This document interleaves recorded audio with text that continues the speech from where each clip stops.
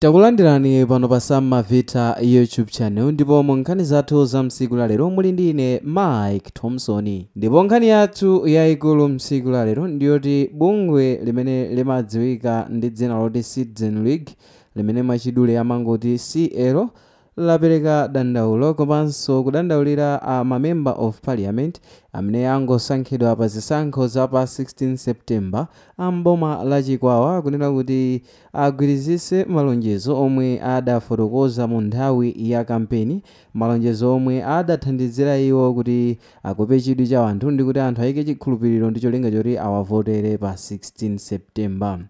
Malingana ndi wolankhulirapo amene ndi Chief Executive Officer ku bungwe limeneli la Citizen League Francis Mazinga afotokoza kunena kuti ma MP ambiri mbuyomo akhala akudandaulidwa kamba kunena kuti zisankho zikatha akawina mipando ya phungu amakonda kuchoka ndi kupita ku matawuni ngumakakhala komweko malo omwe m'mizi mmene iwo adakhala nayo nthawi yochitiramo kampeni ndi cholinga choti akopere anthu kuti awavotere. Ndipo izi zimathandizira kuti alephere kufikira zosowa za anthu zomwe iwo adawalonjeza kuti awachitira kamba kunena kuti iwo amangowafuna anthu mu nthawi ya kampeni basi.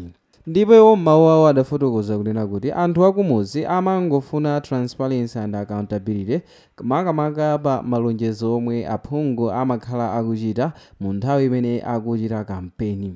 Iwo afotokoza kunena kuti kampeni imene ambiri amachita imathandizira kuti anthu ochuluka akhulupirire zomwe akulankhula, choncho n'kwabwino kuti aphungu osankhidwa azichitanso mwa malonjezo awo ndipo ayenera kumakhala kumizi kumene iwo adakachitira kampeni ndi kukoperako anthu osati kupita ku matawuni ndi cholinga choti athawe zimene iwo adafotokoza kuti azazichita. Ndipo iwo m'mawu awo adafotokoza kunena kuti akukumbutsa mamembala onse kapena kuti ma member of parliament kuti akuyenera kuyika zofuna za nzika zawo patsogolo ndi kuti chilichonse chikayende bwino. Ndipo m'mawu ake a Francis Mazinga iwo afotokoza kuti cholinga cha bungwe lawo ndiko kumenyera ufulu wa anthu ndi kuthana ndi nthenda ya kusagwirizana kwa anthu ndi kusagwirizana kwa ma member of parliament komwe kumakhalapo pakati pa ma ward councillors madera osiyanasiyana kuphatikiziraponso mafumu osiyanasiyana amene pamakhala kusatolerana pakati pa mafumu komanso anthu amuzi ngakhale akhansala komanso ma MP zimene zimathandizira kuti chitukuko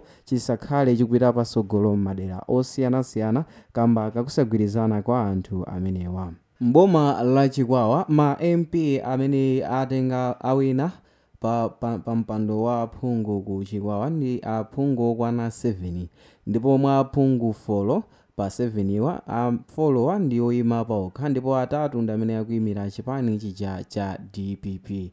Choncho ku Chikwawa kulibe member of parliament wa chipani cha MCP.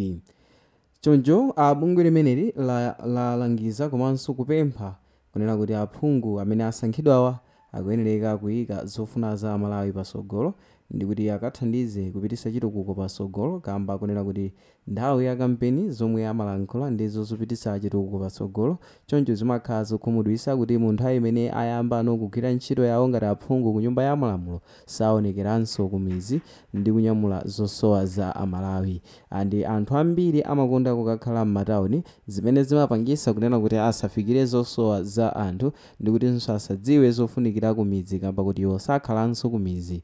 Choncho amapempha ndi kudandaulira anthu kunena kuti amene akuyimira ngati aphungu ku nyumba ya malamulo amene ndi anthu amene atenga zosowa za Amalawi mwanjira ina ali ngati chowayankhulira ku nyumba ya malamulo akuyenerekanso kusamala za anthu amene iwo adawapeza ndi kuwauza manifesto ndi kutchulutsa zolankhula kuwauza kuti awalonjeza zinthu. Choncho akuyenerekanso kuchita monga mwa mawu awo. Okondedwa omvera, apa ndipo pamapeto pa video yomwe tinakukonzerani msiku la lero.